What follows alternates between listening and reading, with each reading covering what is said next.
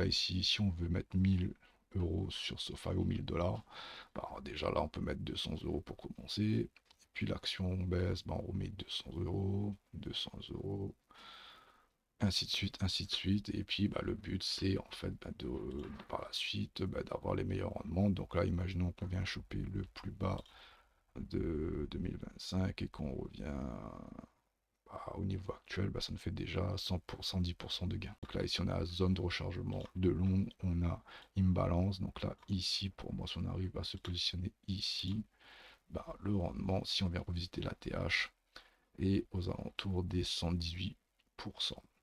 Si maintenant on regarde les expansions du mouvement ici, donc si on prend le plus bas ici, ici, la TH, et on regarde une expansion de Fibonacci, donc là, ça nous donne des objectifs qu'on pourrait atteindre aux alentours des 39 $, aux alentours des 42 $ et aussi le chiffre d'or aux alentours des 47 $. Donc là, si on pose un achat sur la zone de rechargement de long, on pourrait avoir un rendement estimé grosso modo sur le long terme, bien sûr, de 200% grosso modo. Donc voilà un petit peu pour moi les zones d'entrée optimisées et le type de rendement qu'on pourrait espérer éventuellement sur un investissement tel que SoFi.